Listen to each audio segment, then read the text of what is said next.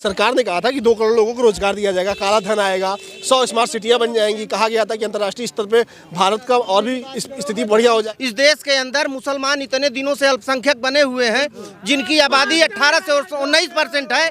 उनको अल्पसंख्यक से अलग क्यों हटाया क्यों नहीं जाता? लोगों ने राशन लेना छोड़ दिया था, जिनको मनरेगा ने इतनी ताकत दी। कोरोना काल में मोदी जी जैसा प्रधानमंत्री नहीं होता इस देश के अंदर, तो लोग खाने के लिए मोदी जी इस देश में नहीं रहते कोरोना काल में, देश 1.5 लाख करोड़ का कर्जदार नहीं बनता। अब ये अडानी और अंबानी को दिलाने जाते हैं अपने चार्टर्ड प्लेन में बैठा करके। यही है इन लोगों को कि भारत का अगर कोई व्यक्ति, भारत के अडानी और अंबानी अगर आगे बढ़ रहे हैं तो कांग्रेस के लोगों को तकलीफ होती है। आज आप देखिए 1% लोगों के पास 40% लोगों का इनकम है, 3% लोगों के पास 97% लोग का पूरा संपत्ति का हिस्सा है। गरीब आदमी मोटरसाइकिल से चलेगा, गरीब आदमी कार से चलेगा नहीं। आज देश आगे बढ़ा है। आप चाहते हैं भैया, भारतीय जनता पार्टी का मतलब है कि आप अगर गरीब हो, अगर आपको कुछ सुविधाएं लेना हो तो आप एकदम कम से कम भीख मांगे कटोले, तब आप गरीब मानेंगे। ये बताइए, गरीब आदमी मोटरसाइकिल नहीं चल सकता है? 2 टाइम के भोजन की व्यवस्था न हो, जिसके पास ठीक तरीके से जो है बिस्तर न हो, ऐसे लोगों को जो है इस देश ऐसे लोगों को गरीब कहा जाता है इस देश के अंदर। एक गरीब का मजाक उड़ाने के लिए क्या क्या कहा कि उसके पास सोने का ना हो, उसके पास खाने का ना हो। आप शांत रहिए, आपके बीच बोला नहीं, आपके बीच में बोला नहीं, आप चिल्ला के दबाइए नहीं बात को। गरीब का मजाक किस तरह उड़ाया?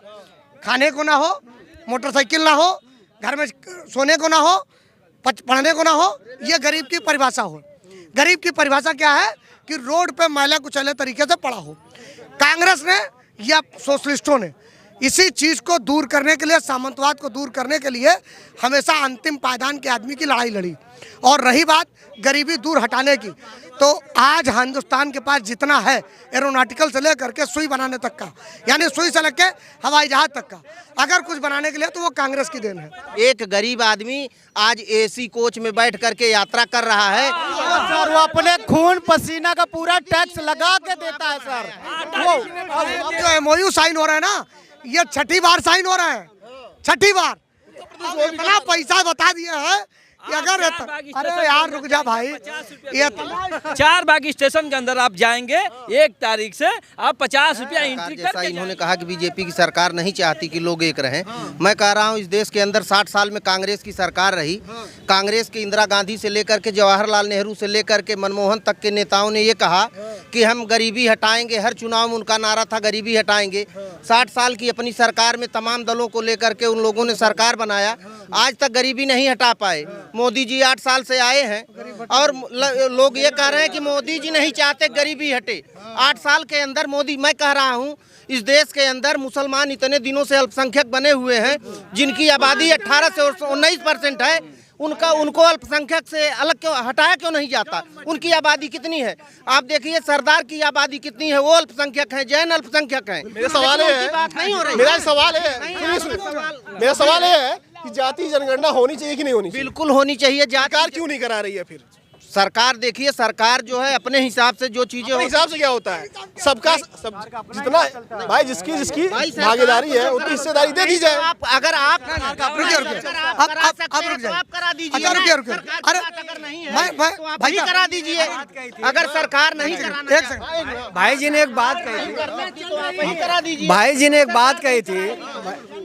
बात कही थी कि कांग्रेस 60 साल शासन किया, 70 साल शासन किया और गरीबी नहीं हटा पाई।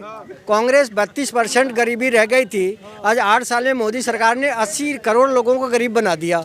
अब बताइए कि 5 किलो, सुनिए, ये कह रहे हैं कि गरीबी खत्म इन्होंने कर दिया था। गरीब लोगों के पास राशन कार्ड तक नहीं थे, नहीं तो यहाँ तमाम गरीब लोग होंगे। इस क्षेत्र में पता कर लीजिए कितने बांट के गरीब काउंट कर रहे थे लोगों के, ये राशन कार्ड बांट करके ये गरीब काउंट कर रहे थे। जिन लोगों ने राशन लेना छोड़ दिया था, जिनको मनरेगा ने इतनी ताकत दी कि जिनके घरों में एक मोबाइल नहीं था, जिन घरों में एक टीवी नहीं थी, जिन घरों में एक मोटरसाइकिल नहीं थी, जिन घरों के बच्चे पढ़ नहीं पा रहे थे, उसी कांग्रेस सरकार ने लोगों को पढ़ा लिखा करके ताकत दे दी, मजबूत कर दिया। इन्होंने राशन देके उसको गरीब बना दिया कि भैया राशन कार्ड ले लो, तुम गरीब हो, तुम गरीबी लाइन में आ जाओ। अगर इस कोरोना काल में मोदी जी जैसा प्रधानमंत्री नहीं होता इस देश के अंदर, तो लोग खाने के लिए मर जाते भाई साहब। और दूसरी बात जो ये कह रहे हैं मनरेगा जो है कांग्रेस के नेताओं के लूटने के लिए जो है एक कार्यक्रम बनाया गया था इसके पहले, अभी भी चल रहा है जिसमें लूट रहे हैं। हाँ। अब तो उसमें तमाम संशोधन हो गए लोग, ये बताइए। नहीं उसमें बहुत सारी चीज पहले सुन लीजिए, पहले जो है तमाम चीजें थी उसके अंदर। मोदी जी इस देश में नहीं रहते कोरोना काल में, तो आज देश 1.5 लाख करोड़ का कर्जदार नहीं बनता। कांग्रेस ने 50 लाख करोड़ कर्ज पर छोड़ा था, आज 55। आज देश जो है 1.5 लाख करोड़ कर्ज में डूबा हुआ है। ये मोदी सरकार की देन है। इनके प्रधानमंत्री जब जाते थे विदेशों में जाते थे तो वो बहुत प्रसन्न होते थे विदेश में जाकर के, और कहते थे हमारी यात्रा सफल हुई, हमको इतने करोड़ का कर्ज मिला। कांग्रेस के जो प्रधानमंत्री हुए ले लेते कर्ज जी, अब तो जाना ही नहीं पड़ता, कर्ज अपने आप ले लेते। नहीं कर्ज जब अडानी और अंबानी को दिलाने जाते हैं, अब ये अडानी और अंबानी को दिलाने जाते हैं अपने चार्टर्ड प्लेन में बैठा करके। यही है इन लोगों को कि भारत का अगर कोई व्यक्ति, भारत के अडानी और अंबानी अगर आगे बढ़ रहे हैं तो कांग्रेस के लोगों को तकलीफ होती है। भारत का आदमी अगर आगे बढ़े, मोदी जी बहुत अच्छे प्रधानमंत्री है। 23 करोड़ लोग गरीबी रेखा के नीचे आ गए हैं। आज आप देखिए 1% लोगों के पास 40% लोगों का इनकम है, 3% लोगों के पास 97% लोग का पूरा संपत्ति का हिस्सा है। अंबानी का अरबपति पक्ष रख रहा है, आप ही का पक्ष रख रहे हैं। ये कह रहे भाई हैं साहब, तो प्रोफेशनल इसके पहले जो है, जैसा ये कह रहे हैं कि देश में गरीबी बढ़ गई है, इसके पहले जो है 98% लोग जो है अमीर थे भारत के, और आज जो है वो गरीब हो गए हैं। आज खाने के लिए मोदी जी के राज में मर रहे हैं। इनका कहना ये है, हमारा राइट है, इनका कहना है ये हमारा वो कानून है, कानून के तहत वो पहले भी दिया जा रहा था राशन। मैं कह रहा हूँ अगर देश के अंदर गरीबी है, आप गांव में जाकर देखिए किस घर में मोटरसाइकिल नहीं है। गरीब आदमी मोटरसाइकिल से चलेगा, गरीब आदमी कार से चलेगा नहीं। आज देश आगे बढ़ा है। आप चाहते हैं भैया, आप चाहते भारतीय जनता पार्टी का मतलब यह है कि आप अगर गरीब हो, अगर आपको कुछ सुविधाएं लेना हो तो आप एकदम कम से कम भीख मांगे कटोले के, तब आप गरीब मानेंगे। ये बताइए गरीब आदमी मोटरसाइकिल नहीं चल सकता है? मतलब जो आदमी मेहनत जो गरीब होगा, आप बताइए गरीब की क्या परिभाषा है भारत? गरीब की क्या परिभाषा? गरीब की सुनिए, मैं जो जानता हूँ, सुनिए मेरी बात। मेरा कहना ये है कि गरीब की परिभाषा नहीं, मैं